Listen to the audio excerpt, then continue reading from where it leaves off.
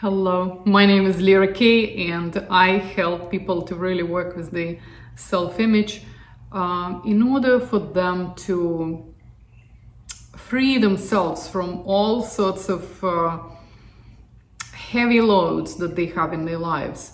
And what do I do with that? Typically when people are in this position when they are just so tired of the work that they've been doing, even though the work is most amazing, and it's a mission. Often it is something that helps thousands if not millions of people.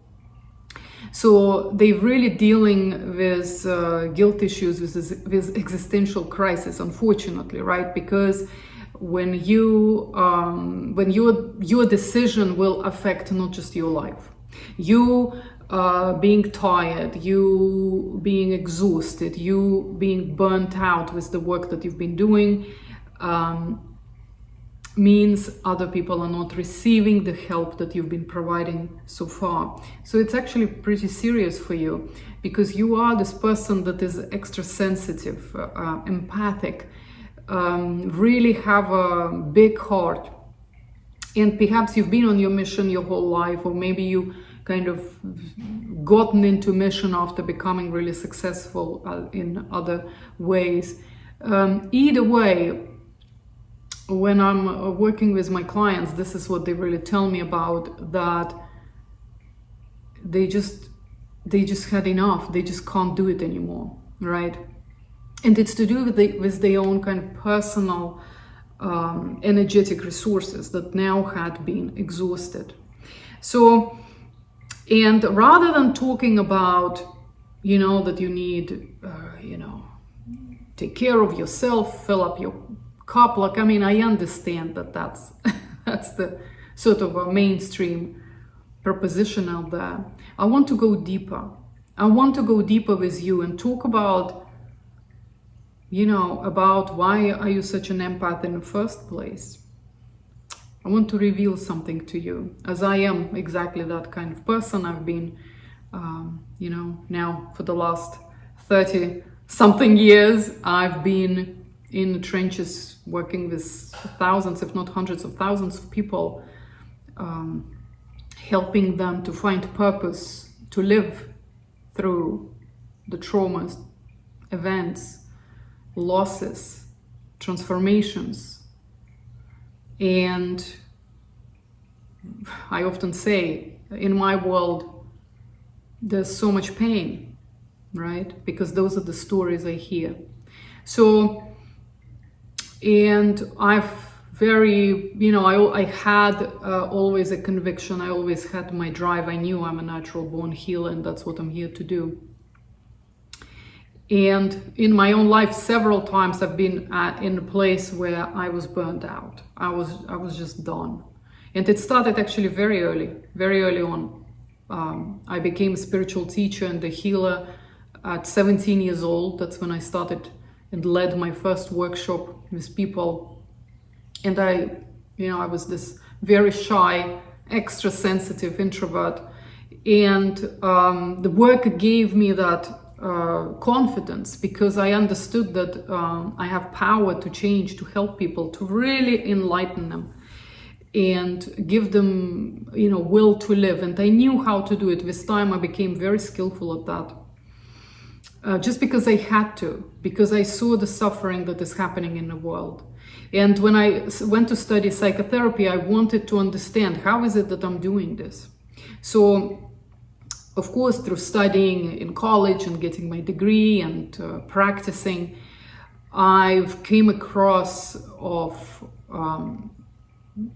even more pain that is so transparently talked about at therapy sessions. So abuse, abandonment, trauma, this is kind of became my world. And at 25, I remember I was just practicing for 2 years at that point. I couldn't take it. I felt like this is not something I could do every day. And I started looking at other ways. How else can you help people without sitting in the office day in and day out, talking about trauma? And this is why I became so interested in other alternative ways of therapy. So I found that art is one of those ways. I've been always an artist. I was kind of born into art. My father was a famous artist and spiritual teacher. And I found that it's very natural to share your feelings, express your feelings through painting, through writing, through performance. So I also noticed how powerful it could be for other people who are joining you on your quest for expressing your soul, expressing your spirit, finding that hope, figuring something out through the process of creating art and expressing art, being seen, being validated for your feelings. Because guess what? And of course, in therapy, this is one of the biggest things, is to admit if violation, if the trauma had happened, the victimization.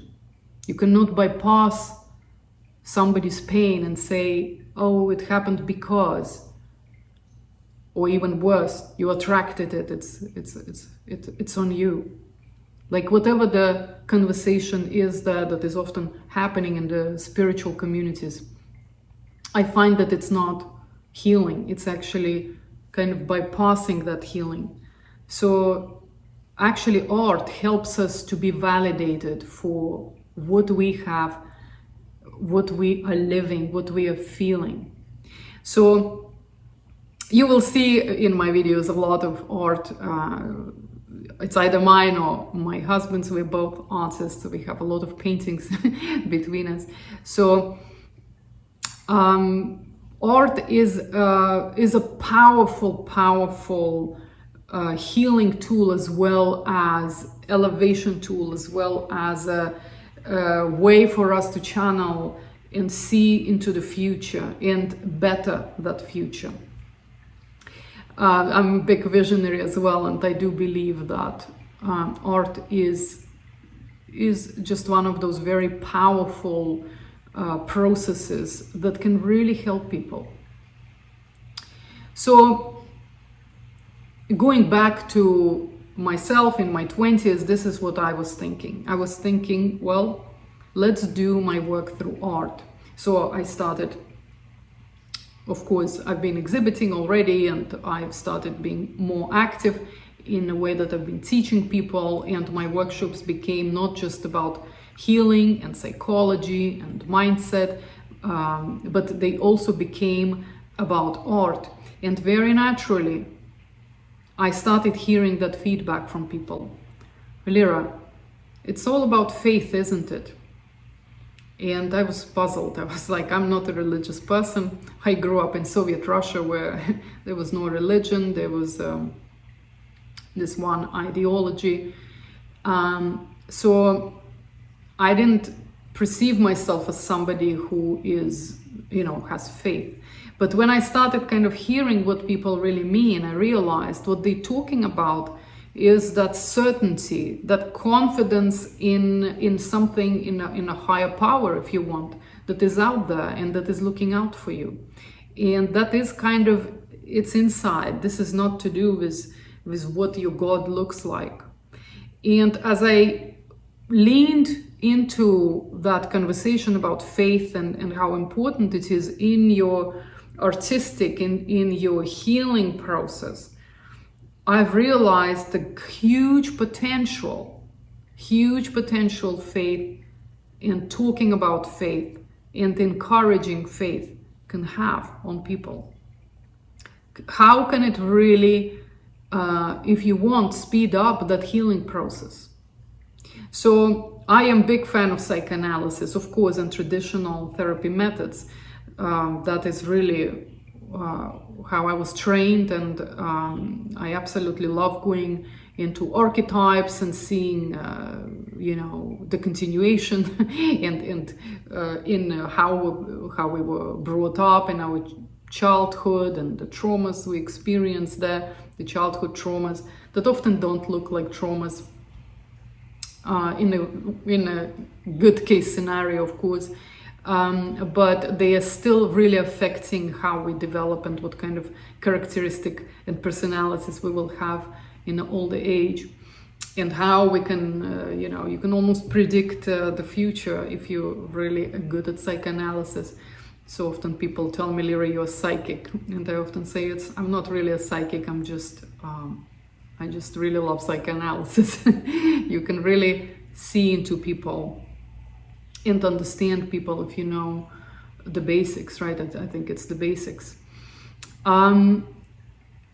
But faith is something that nobody really talked about in therapy. Faith is kind of realm of, spirituality or church, religion, and it kind of puts people in that position where they have to now, when they're stepping into some kind of religion, they almost giving up on that, their own personal intimate relationship with God, with their own God. And when I say that, your own God, I want you to really meditate on that. What does it really mean to have your own God, right? Because it doesn't really matter what church you belong to or what kind of religion you practice.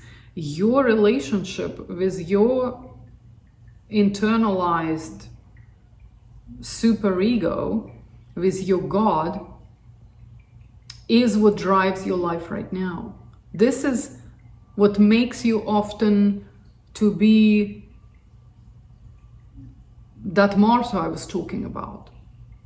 The sacrifice yourself, right? It's cultural. It's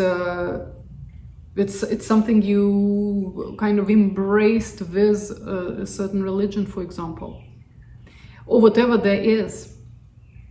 Apathy often, detachment from reality.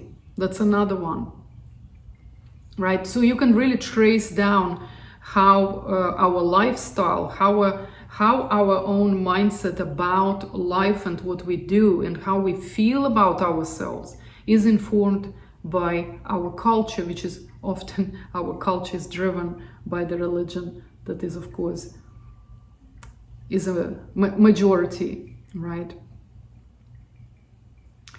in that culture. So I invite you to think about your relationship with God much deeper, because what I'm seeing when I'm putting together this, the psychoanalysis and how as children we develop this desire to escape the pain that we're living, and pain to do with abuse of your own power, or the pain of abandonment. For a child, it's very serious. This is all they have. Can I exercise my own power? Can I do what I want? The crisis of 2 years. And am I safe? Am I safe to be myself? Will I not lose love if I will be myself? If I have a tantrum? If I'm not going to be a good girl? How can I trust others? How can I depend on them? Right? This is if you want, crisis of a 1-year-old. But from there, we see a lot of complications that are happening. If something went wrong at that age, you will see a certain type in people. You see, typically, I could trace addiction of any kind, or addictive personality, or any kind of personality disorders. In the worst case scenario, of course, stemmed from this trauma of abandonment often. And we see a lot of, control issues. Somebody who's very tight with money, for example, tight with love, maybe very transactional in their relationships, very conditional. Or they could have gone another way and became kind of irresponsible.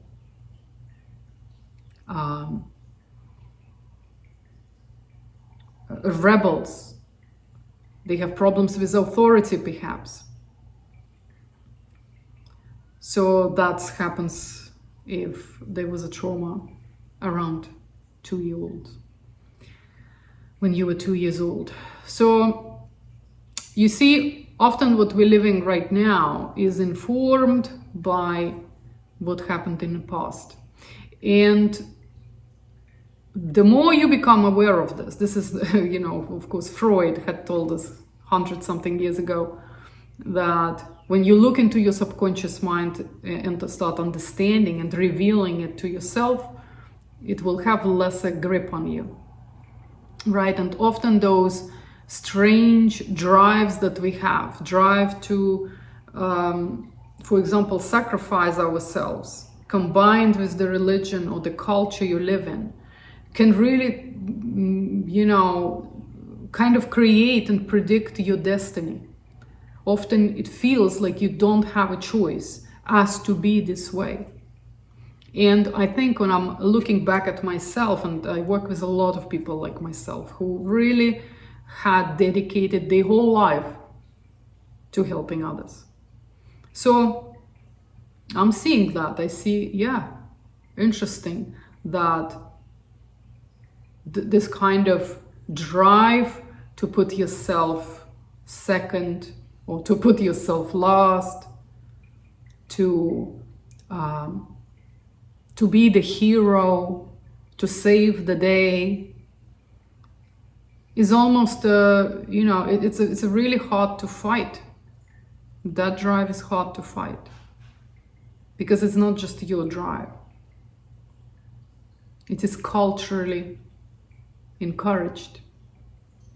So right now, when you feel exhausted on your mission and burnt out, I hope that I'm giving you some insights into why you're here in the first place. Something interesting that our brain scientists had discovered is that first we have a physical sensation, and then after that we have a thought to justify that sensation.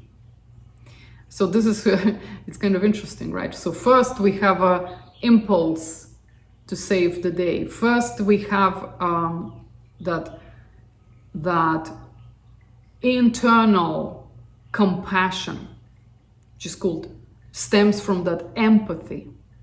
Empathy. Why do we have empathy typically, right? Because we had seen suffering. We know what suffering is. I love talking about this book, Shambhala.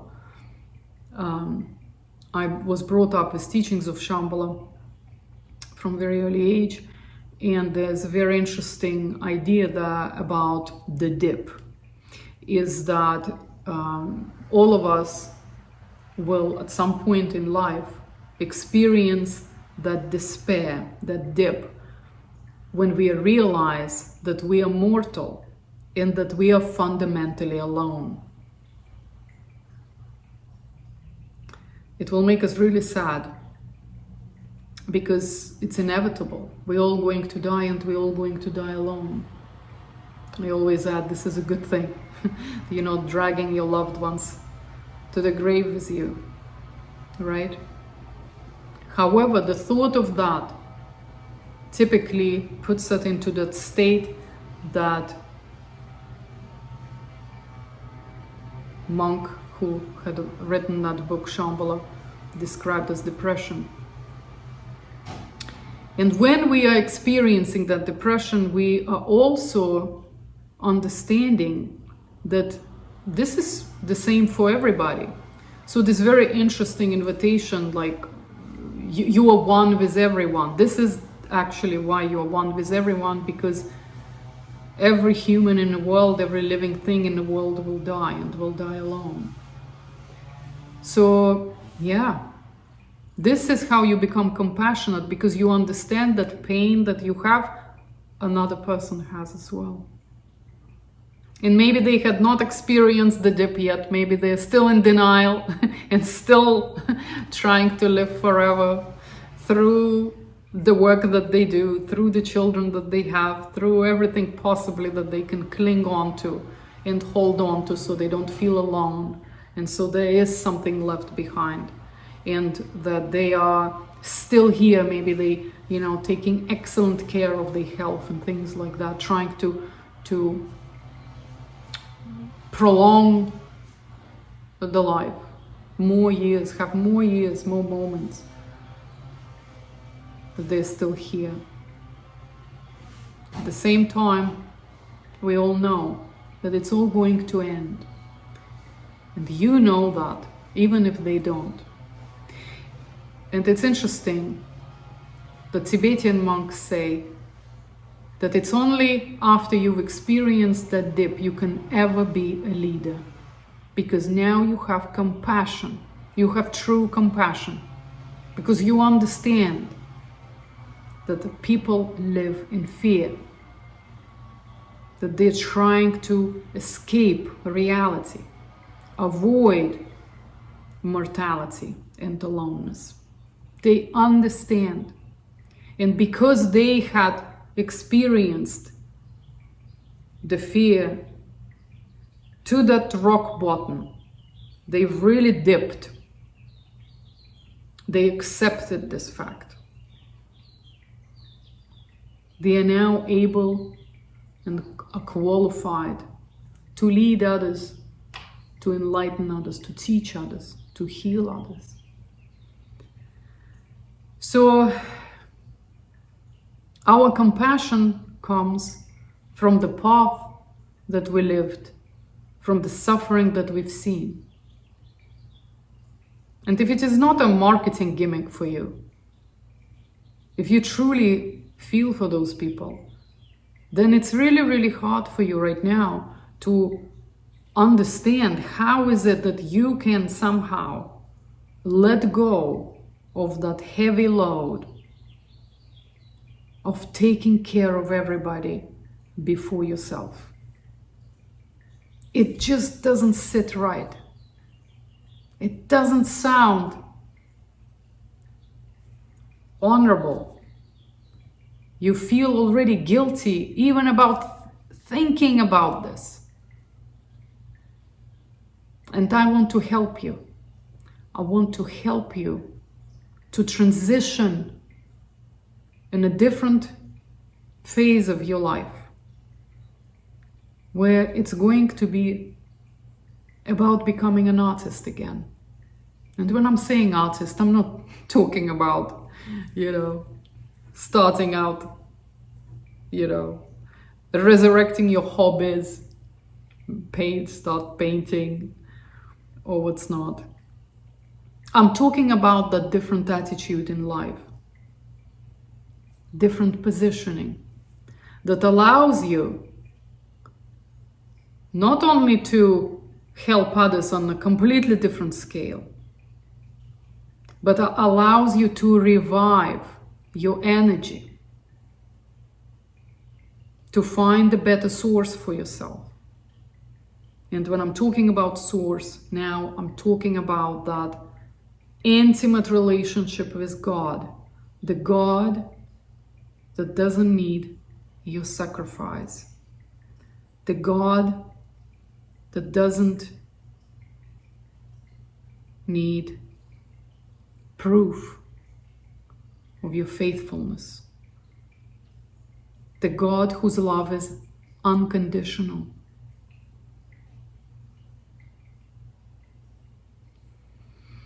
It's in your hands. You can do it.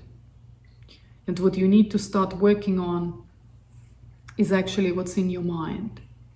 Because after all, this drive to sacrifice yourself, to be the martyr, to be the hero, to save everybody, to put yourself last, it's all in your head. It can be changed. It can be changed. And I can help you. I can help you.